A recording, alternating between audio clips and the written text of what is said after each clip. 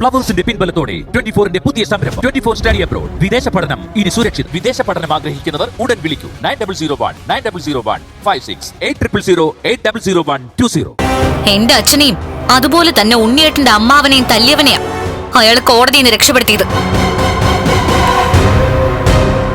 അവിടെ മൊഴി കൊടുക്കാൻ അവൾ ഉണ്ടായിരുന്നു മഹാലക്ഷ്മി.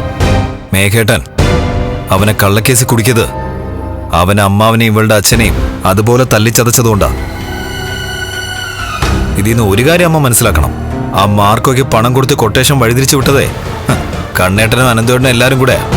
ഇവൻ എന്ന് മുതലാ ഈ ഗുണ്ടകളുമായിട്ടൊക്കെ കമ്പനി ആയതൊന്നും മനസ്സിലാവുന്നില്ല. ഒരുത്തി അങ്ങേരെ ജീവിതത്തിലേക്ക് വന്നതി പിന്നെ അങ്ങേരെ തലതിരിഞ്ഞു പോയമ്മേ. ഇനി അങ്ങേരെ പഴയ രീതിയിലേക്ക് തിരിച്ചു കൊണ്ടുവരാൻ പറ്റില്ല.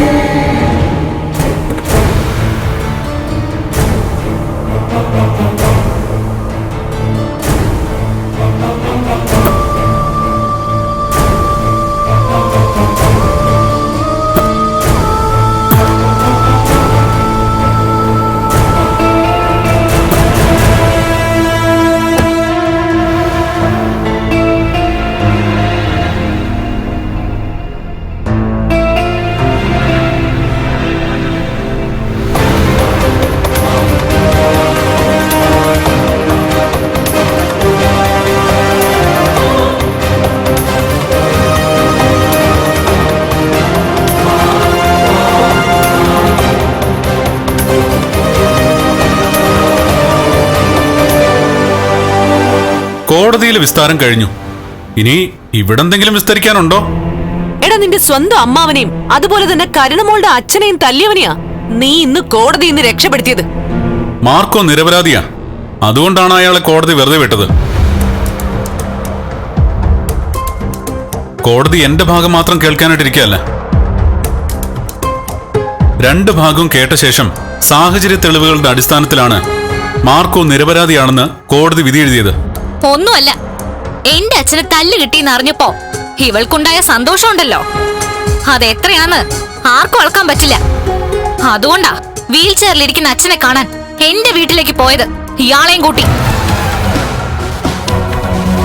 സ്വന്തം ഭർത്താവ് വീൽ ചെയറില, അപ്പൊ പിന്നെ അതേ അവസ്ഥയിലിരിക്കുന്ന എന്റെ അച്ഛനെ കാണുന്നത് ഇരട്ടി സന്തോഷമായിരിക്കും ഇവൾക്ക്. അങ്ങനെയെങ്കിൽ അങ്ങനെ തന്നെ. ഒന്നല്ല, ഒരുപാട് തവണ എന്നെ കൊല്ലാൻ നോക്കിയത് പോട്ടെ, കണ്ണേട്ടനെ കൊല്ലാൻ വേണ്ടി ഗുണ്ടകളെ വിട്ട ആളാ നിന്റെ അച്ഛൻ. അത് ഞങ്ങൾക്കറിയാം. അതിന് വ്യക്തമായ തെളിവുണ്ട്. എന്ത് തെളിവാ നിന്റെ കയ്യിലുള്ളത്? ആ തെളിവുകളൊന്നും നിങ്ങളുടെ ആരുടെ മുന്നിൽ നിരത്തേണ്ട ആവശ്യം ഞങ്ങൾക്കില്ല. നമ്മുടെ കുട്ടിക്കാലം ഇന്നലെ എന്നോണം എന്റെ മനസ്സിലുണ്ട് ലക്ഷ്മി. അച്ഛന്റെ മുത്തശ്ശിയുടെയും കൈയുടെ പാട് അന്നൊക്കെ നിന്റെ കവിളില് കണ്ടിട്ടുള്ളവളാ ഞാൻ. എന്റെ കണ്ണൊന്ന് നിറഞ്ഞ അതിന്റെ ഇരട്ടി നീ കരയുമായിരുന്നു, അല്ലെങ്കിൽ എന്റെ അച്ഛനും മുത്തശ്ശിയും നിന്നെ കരയിക്കുമായിരുന്നു. അങ്ങനെയുള്ള അച്ഛൻ കിടപ്പിലായത്, അച്ഛന് തല്ലു കിട്ടിയത് നീ മതിമറന്ന് ആഹ്ലാദിക്ക, അത് ചെയ്തവനെ രക്ഷിക്കാൻ ശ്രമിക്ക.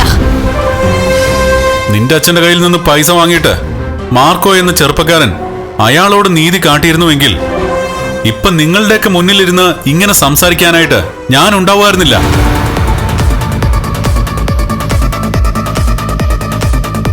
നീയൊക്കെ എപ്പോഴും കളിയാക്കുന്ന പോലെ വീൽ ചെയറിൽ സഞ്ചരിക്കുന്നവനാ ഞാൻ. എന്നെ കൊല്ലാനൊരു ഗുണ്ടയുടെ ആവശ്യമൊന്നുമില്ല. ആരോഗ്യമുള്ള ഏത് ചെറുപ്പക്കാരനും അത് കഴിയും.